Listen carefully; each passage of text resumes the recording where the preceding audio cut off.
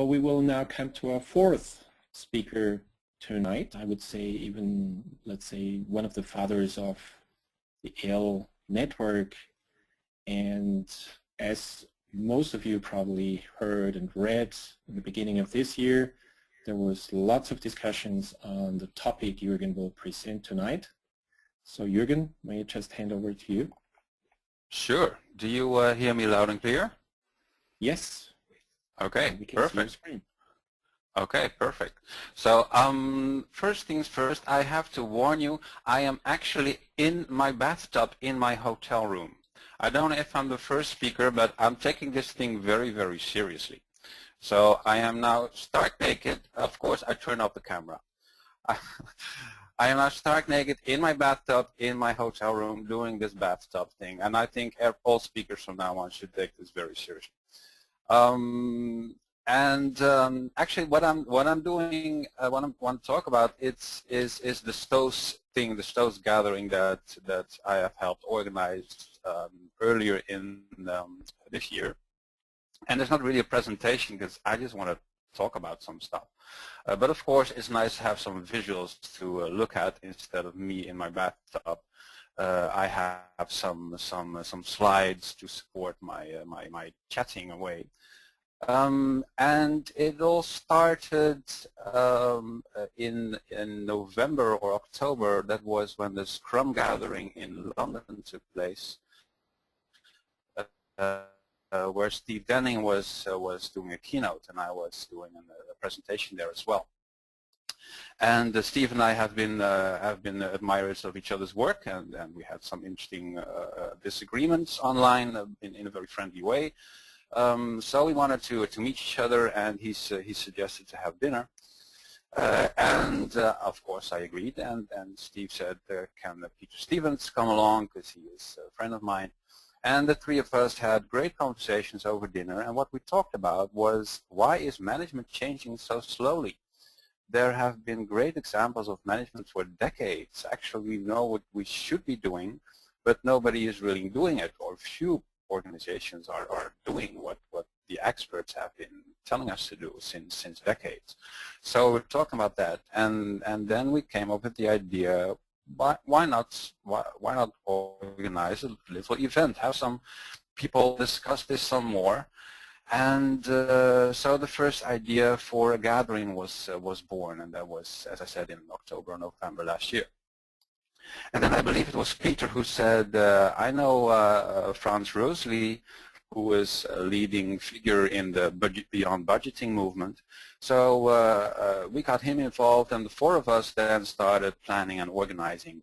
And we had a very ambitious time scale, which was we wanted to organize something early January, right after Christmas and New Year, because we thought some people would then still be available before the real work of the new year starts. So that's what we did. We started inviting people. I think about 50, 60 invitations went out at least. And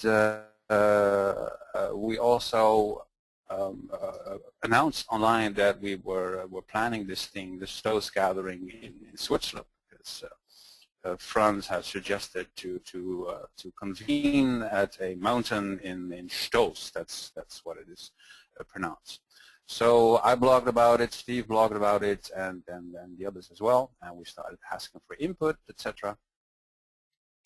And then we convened at the Stoos mountain. This is a picture of Stoos. It was a beautiful environment, but unfortunately I didn't get to see a lot of it, or actually nothing, because we were just busy talking with each other. And it was called the Stoos gathering, and this is a picture of everyone who was there. There were 21 people in total, and you might recognize a few people. There was Esther Derby and Deborah Hartman-Preuss and Kati Vilki from Finland, Klaus Leopold from the Kanban movement, and Michael Spade and Roy Osherov, plenty of people that we are familiar with in the Agile world, and Sanjeev Augustine, Simon Roberts, etc. And on the walls we had lots of input from the people who sent us comments and things to think over. So we printed those and had them on the walls. And then we had some interesting discussions in the forum that was organized in the form of a open space. We all suggested some topics to talk about. Like I wanted to talk about fundamental axioms of management. Is there some way that we can unite all the management models? While others wanted to talk about expectations and reasons for the world being so bad as it is. And then we started chatting, and this is a picture of Steve, who organized a session about the reasons, the causality. Why did we end up in this situation? And it was very interesting, and the results are up on the Stoos Network website in the form of a big mind map. And we had a lot of fun, but at the same time there was also some criticism. And that was very interesting. That was this was our criticism was there was not enough managers in the room. Well, that was an interesting point, but I did have some comments about that particular criticism. First of all, there was plenty of management experience in the room. Just because a person is an author now, like Steve Denning, doesn't mean that the person doesn't have any management experience, because Steve has been a manager for, I believe, 20 or 30 years. And it's the same with me. I've been a manager for 15 years, and the same with many other people in the room. So some are right now consultants, or some are writers or whatever, but they have been managing teams for many, many years. Another comment of mine was that if you want to change management, it doesn't mean that you have to start with management, certainly not with the skeptics. Change management starts with building a guiding coalition, start with the innovators, the people who want things to change. Let's get them together first, and then talk about how to convince the rest of the world. And we also discussed what other stakeholders there are, because it's not just about management. We were talking about how to accelerate organizational transformation. This is broader than just convincing managers that they have to do something else.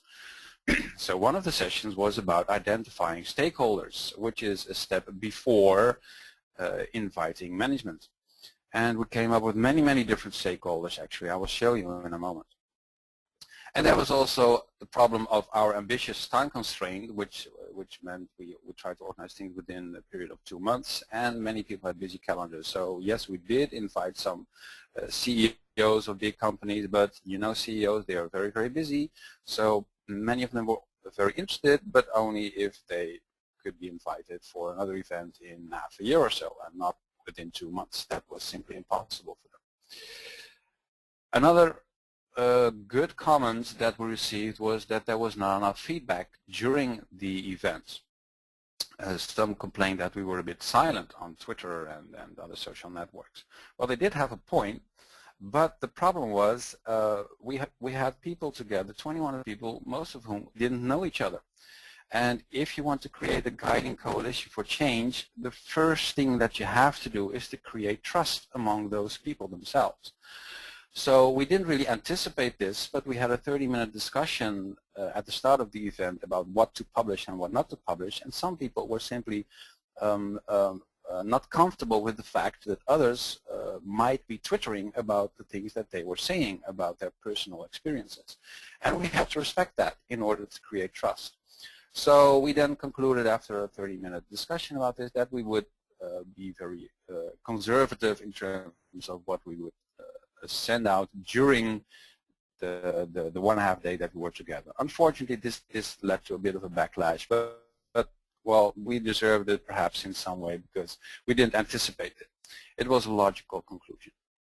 So we learned that for the next time we do have to be do a bit more of expectation management.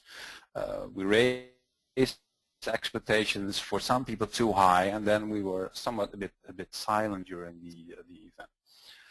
That was useful feedback. But it is all about inspecting and adapting, and that is what we're doing right now. We're still having discussions with the 21 who were there over an email list and considering what our next steps are going to be. And we certainly learned from this, from the useful comments that we received. Now, about the outcomes of the event, one thing that was most valuable for me was that we had this realization that organizations can become learning networks of individuals creating value. And the role of leadership includes stewardship of the living rather than management of the machine. Now, this resonated very well with me because, well, many of you know that I am heavily into complexity science and complexity thinking, and this is simply the science rephrased into popular words. This is about complex adaptive systems that are trying to survive in an ever-changing environment. But that is a bit boring message. It is more useful to say that organizations are learning networks of individuals creating value, but it means more or less the same thing. So I found this very, very useful. Another thing that emerged was the LinkedIn group, the Stoos Network group, because we decided that we had to reach out to others, and many people said, how can we join? How can we contribute?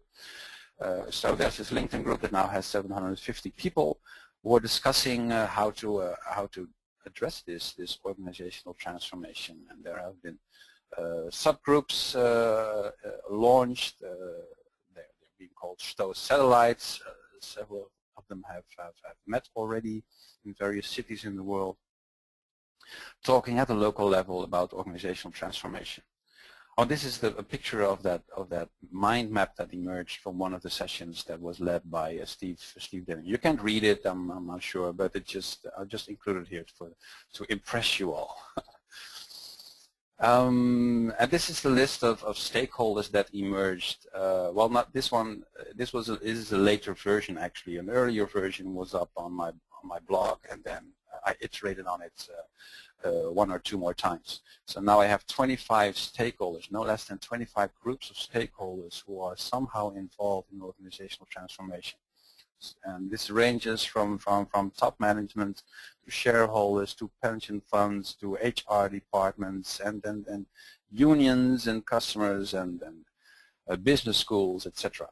So it is a bit naive to simply focus only on management, because personally I think that most of organizational transformation doesn't start with management. Probably we have to involve other stakeholders who can then help management from their perspective to start organizational transformation. We also started discussing which other movements are out there, which other people are trying to change the world, so to speak, and there are some famous ones, including Management Exchange by Gary Hamel and Beyond Budgeting movement, and the Agile Leadership Network, maybe not as famous, but well known within the Agile world, and many more. And I'm still working on this because I think we have to somehow involve them. If we have follow-up events, we have to make sure that these guys and girls are invited, and not keep it to not keep it at an Agile level anymore, but it is broader than just Agile and Lean. This is the list of the Stoos satellites that you can find on the LinkedIn group. And another thing that emerged was the Fearless Hamburg, organized by Deb Hartman and others, and based on her game Fearless Journey. And several other events are being discussed that might be announced later. I heard just yesterday. And then I wrote this little book, How to Change the World. I was actually already working on it because I noticed that the question that was most often asked in my courses is how can I deal with organizational culture? How can I change the behavior of other people? Well, this is basic change management, what you're talking about, and I researched this a little, came up with my own model. I turned it into a little book, And then I used the Stoos event as the theme throughout the book that I use to start every chapter with. It is available for students of my course for free, and anyone else can buy it for just €1.50 or about $2. So it will not really make you that poor, I suppose. And right now I am simply moving all over the world, talking with people, and I decided to have coffee with people, because many times people are asking me, when you're over in my city, can we have a drink or whatever? And my answer is sure, why don't we have coffee? And I'm naming it Roving Coffee. I have just decided what tomorrow's location will be here in Copenhagen, where I am right now. But the next ones will be in Riga and Krakow and Bologna, Lisbon, Helsinki, Oxford. So everywhere I am, I will be available for coffee to talk with people about changing organizations and being agile at a broader scale than just software development. And the last thing that I am somehow involved in, not actively, but I'm thinking together with Martin Vollers about his conference that he's organizing in December in Brussels, which makes it easy for me because I live half of my life in Brussels.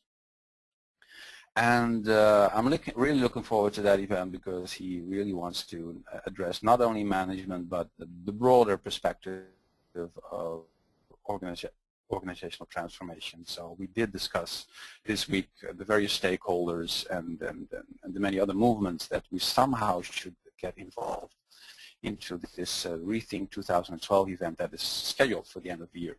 So keep an eye out for that one. Well, that's just what I wanted to talk about. Get some things off my chest. We learned a lot, and we're now discussing if and how to organize next events, because yes, we do want a follow-up on the Stoos gathering. Some want it to be a private event, others want it to be an open event. We are still discussing about that. Personally, I would love to have an open event, so I'm fighting for that.